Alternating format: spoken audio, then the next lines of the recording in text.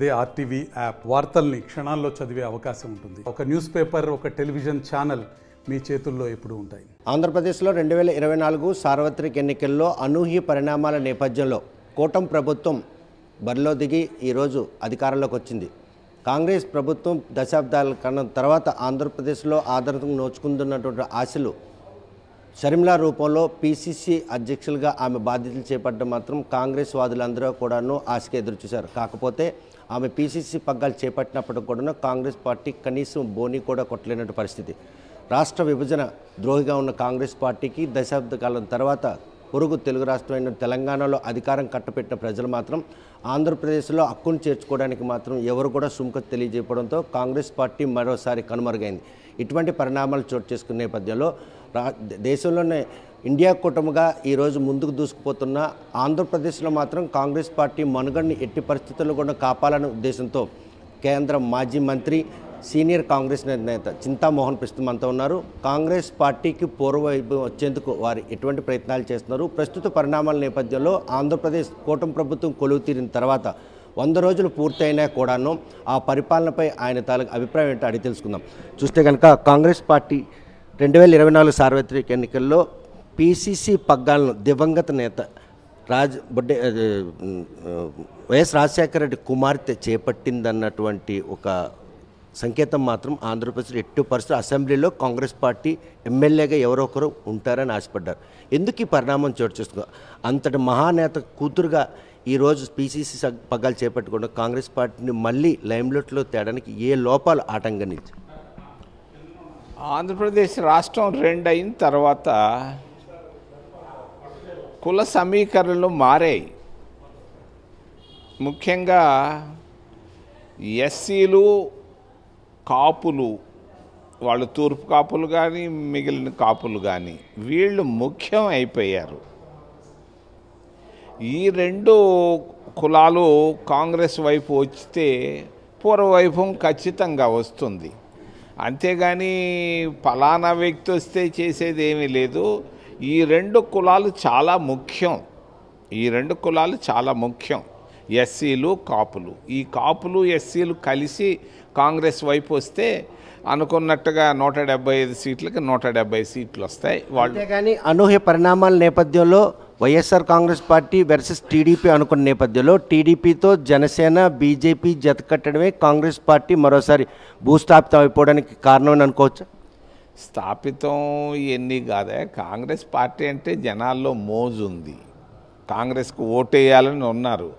Vote ఎంచుకునేదానికి మాకు సరైన నాయకులు లేరు. జిల్లాల్లో అసెంబ్లీ కాన్స్టిట్యున్సీలు ఇదొకటే మాకున్నటువంటి సమస్య. అందరూ మోజుపడి ఆ వైసీపీ వాళ్ళు వెళ్ళిపోయారు. ఆ మోజు వాళ్ళకి తీరిపోయింది. వాళ్ళు ఇంకా నిదానంగా మా పార్టీలోకి వస్తారు. ఎక్స్పెక్టెడ్ తగ్గట్టుగా కాంగ్రెస్ పార్టీ పీసీసీ పగ్గాలు షర్మిలా చేపట్టిందన్న ఉద్దేశంతో వారి నాన్నగారితో చాలామంది వైసీపీ సీనియర్ నాయకులు అనుబంధం ఉంది. వారితో సన్నిహిత సంబంధాలు ఉన్నాయి. ధర్మాన ప్రసాద్ కావచ్చు, బొత్స సత్యనారాయణ, ఉత్తరాంధ్ర నేతలు. వారెందుకు షర్మిల పీసీసీకి వచ్చిన తర్వాత కాంగ్రెస్ పార్టీలో సముచిత స్థానం లభించలేదు, గుర్తింపు లేదు, ఆమెతో పాటు ఎందుకు జర్నీ చేయలేదు? వాళ్ళకి నమ్మకం కుదరలేదా? నమ్మకం కుదరలేదు, అందువల్ల రాలేదు. నమ్మకం కుదిరితే అందరూ వచ్చేస్తారు. కానీ ఆమె పీసీసీ పగ్గాలు చేపట్టిన తర్వాత 2024 సారథిలో కాంగ్రెస్ పార్టీ ఎట్టి పరిస్థితుల్లో కూడాను మరొకసారి బతికి బట్ట కడుతుందని ఆశలు మాత్రం ఉండేవా? ఆమెను గురించి నేనేం మాట్లాడినని చెప్పాను కదా. అంటే కాంగ్రెస్ పార్టీ పూర్వవైపు తెచ్చేందుకు పార్టీ ఖచ్చితంగా ఆంధ్రప్రదేశ్ రాష్ట్రంలో వస్తుంది, వచ్చి తీరుతుంది. 29లో మేము తీసుకొస్తాం. అందుకొరకే దానిలో భాగంగానే నేను అన్ని జిల్లాలు, అన్ని ప్రాంతాలు తిరుగుతున్నా. తప్పనిసరిగా కాంగ్రెస్ పార్టీ అధికారంలోకి రావడం ఖాయం. 2 ప్రాంతీయ పార్టీలు 2 ఫెయిల్ అవుతున్నాయి. చంద్రబాబు నాయుడు సూపర్ 6 అన్నాడు, ఏదో ఒక పెన్షన్ ఒకటి ఇచ్చేసి ఆపేస్తున్నాడు. ఇవ్వలేని పరిస్థితుల్లో ఉన్నాడు ఆయన. వైసీపీ ఆయన కూడా జగన్మోహన్ రెడ్డి నాకు ఒక్క ఛాన్స్ ఇవ్వమన్నాడు, ఒక ఛాన్స్ ఇచ్చాడు. అంతటితో ప్రజలు పూర్తిగా ఫుల్ స్టాప్ పెట్టేశారు. రాబోయేది కాంగ్రెస్ పార్టీని.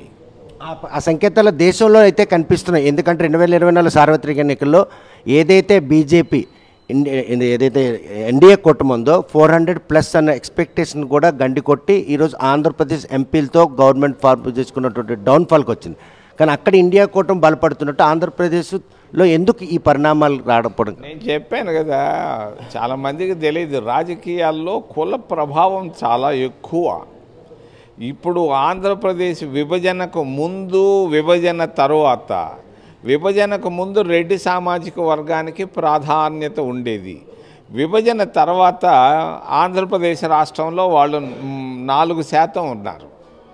మరి కాపులు దాదాపుగా 15% పైన ఉన్నారు. ఎస్సీలు 20% ఉన్నారు. ఈ ఎస్సీలు కాపులు కాంగ్రెస్ వైపు తిప్పుకోగలిగితే కాంగ్రెస్ పార్టీ అధికారంలో రావడం ఖాయం. ఏడుకొండల వెంకట స్వామి అంగట్లోనే ఉన్నారు. మీకు తిరుపతికి ఉన్నటువంటి అవినాభావ సంబంధం. ఈరోజు తిరుపతి లడ్డూ ప్రసాదంలో జంతువుల కొవ్వుతో తయారు చేసిన నెయ్యి వాడారు అన్న విషయంపై ఈరోజు ప్రపంచమంతా కూడాను ఏడుకొండల స్వామికి వచ్చిన ఆపద విషయంలో మాత్రం అందరూ మదన పడుతున్నారు. యావత్ ఆయన ఆర్జించరు. మీ పరంగా ఈ వివాదం ఏ విధంగా తీసుకోవచ్చు? దీన్ని రాజకీయ లబ్ధి కోసం బయట ప్రపంచం చెప్పారా, లేకపోతే ఆ స్వామివారి ప్రతిష్టను పూర్తిగా భంగం కల్పించే విధంగా వ్యవహరించారు? చంద్రబాబు లడ్డు విషయంలో మాట్లాడుకుంటూ ఉంటే బాగుండేది. అనవసరంగా మాట్లాడాడు, అది కాంట్రవర్సీ అయింది. లడ్డులో జంతు కొవ్వు ఏవీ కలపలేదు, సున్నా, అది అబద్ధం. అంటే ల్యాబ్ రిపోర్ట్ అబద్ధం.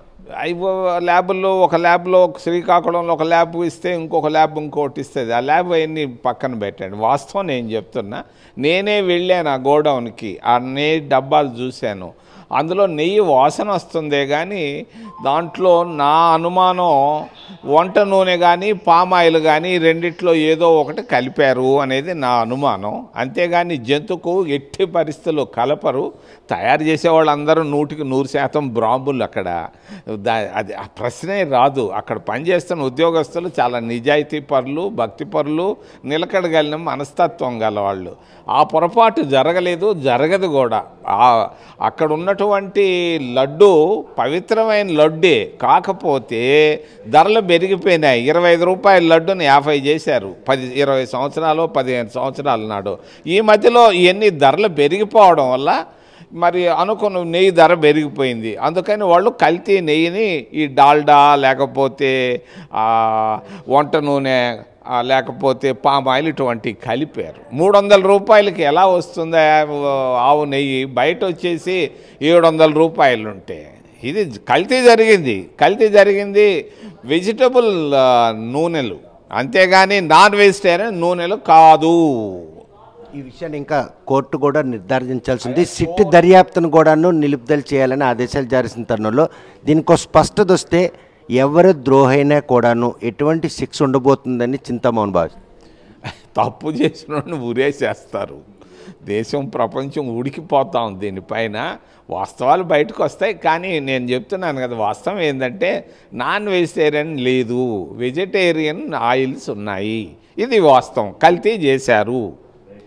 కూటమి ప్రభుత్వం కొలువుదీరింది, 4 నెలలు కావస్తోంది. సూపర్ 6 నినాదంతో ఈరోజు ప్రజలు నమ్మబలికించినటువంటి తీరులో వారు కూడాను 164 స్థానాలనిచ్చి ఆ కూటమిని మాత్రం ఈరోజు గద్దెనెక్కించారు.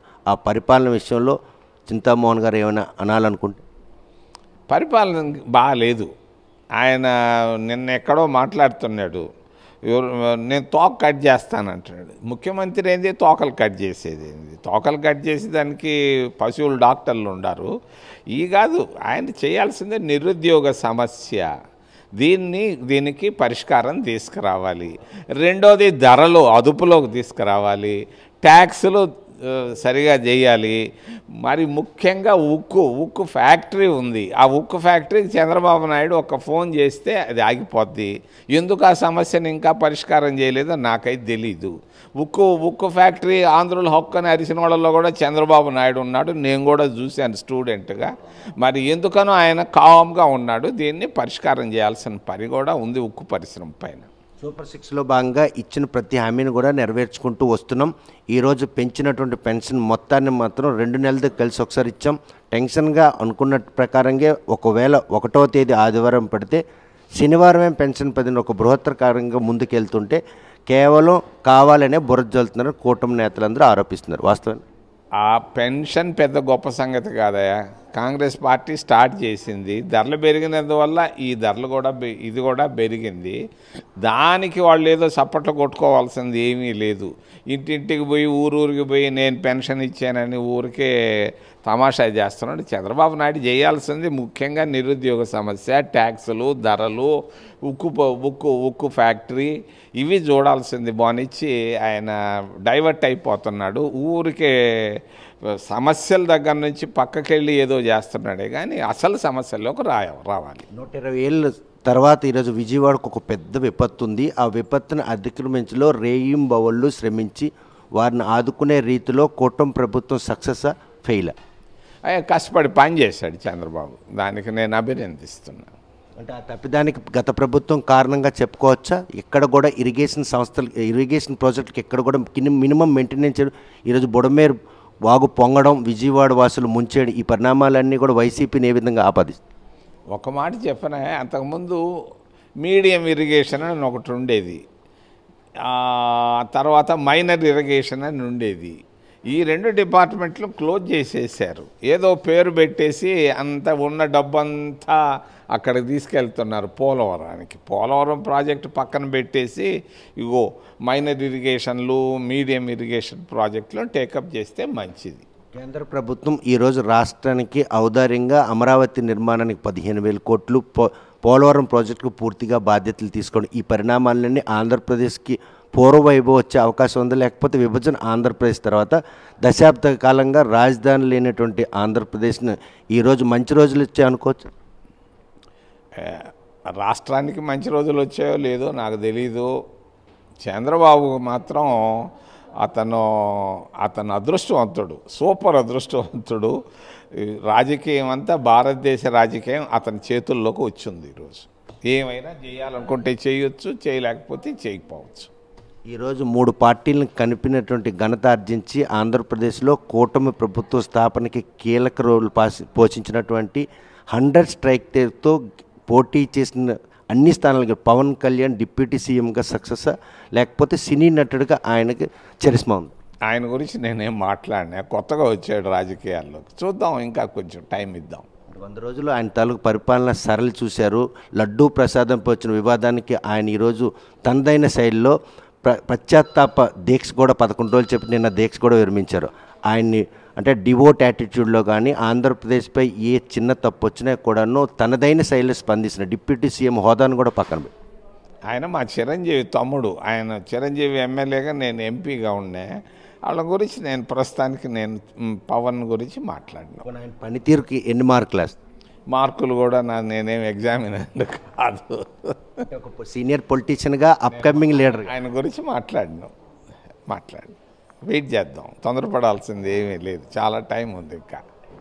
అంటే కనుక ప్రస్తుతం మాత్రం ఆంధ్రప్రదేశ్కు కేంద్ర ప్రభుత్వం చేస్తున్నటువంటి ఈ సహాయ సహకారాలు మాత్రం మంచి రోజులు వచ్చాయన్నటువంటి ఒక సంతృప్తిని వ్యక్తం చేస్తున్నారు. కూటమి ప్రభుత్వం పాలన విషయంలో ఇచ్చిన హామీలు నెరవేర్చడంలో తప్పించుకునేందుకు వారు చేసినటువంటి ప్రయత్నంలో భాగంగానే చంద్రబాబు నాయుడు తొందరపడ్డారు. కల్తీ జంతువులు నెయ్యిని వాడారన్న విషయంపై మాత్రం ఆయన ఎట్టి పరిస్థితులు ఏకీభించరు. కల్తీ అయితే జరిగింది కానీ అది వెజిటబుల్స్కి సంబంధించినటువంటి ఆయిల్స్ ఏమైనా ఉపయోగించారా అన్నటువంటి ఒక స్పష్టతకు వచ్చారు. ల్యాబ్ రిపోర్ట్ ఆధారంగా చంద్రబాబు నాయుడు తొందరపడి ఈ లడ్డూ ప్రసాదం విషయంలో చేసినటువంటి ప్రకటన మాత్రం యావత్ తిరుమల తిరుపతి దేవస్థానాన్ని దర్శించుకున్న భక్తులే కాకుండా ప్రపంచం అంతా కూడాను ఆంధ్రప్రదేశ్ వైపు ఇటువంటి ఆపదొచ్చిందన్నటువంటి ఒక ఆందోళన వ్యక్తం చేసి దీనికంటూ ఒక నిజ నిర్ధారణ వచ్చిన తర్వాత ఎవరైనా తప్పు చేస్తే వారిని ఎట్టి పరిస్థితుల్లో ఉరి తీస్తారని కూడా ఆయన స్పష్టం చేస్తున్నారు. ఇటువంటి తరుణంలో ఏదైతే ఆంధ్రప్రదేశ్లో కూటమి ప్రభుత్వం 100 రోజుల పరిపాలన మాత్రం ఈరోజు ఇచ్చిన హామీలు నెరవేర్చడంలో పూర్తిగా వైఫల్యించింది. పవన్ కళ్యాణ్ ఇస్తున్నటువంటి ఆ రాజకీయంగా కావచ్చు, లేకపోతే ఒక చిరంజీవి తమ్ముడుగా, లేకపోతే డిప్యూటీ సీఎం హోదాలో ఆంధ్రప్రదేశ్ని మాత్రం ముందుకు నడిపించడానికి ఆయన చేసిన పనితీరుపై మాత్రం సంతృప్తి వ్యక్తం చేస్తుంది. వీడియో జర్నలిస్ట్ రామకృష్ణతో సత్యం, RTV శ్రీకాకుళం. మరిన్ని వీడియోస్ కోసం ఛానల్ ని సబ్స్క్రైబ్ చేయండి. లేటెస్ట్ అప్డేట్స్ కోసం వాట్సాప్ ఛానల్ ని ఫాలో చేయండి. అండ్ లింక్ డిస్క్రిప్షన్ లో ఉంది.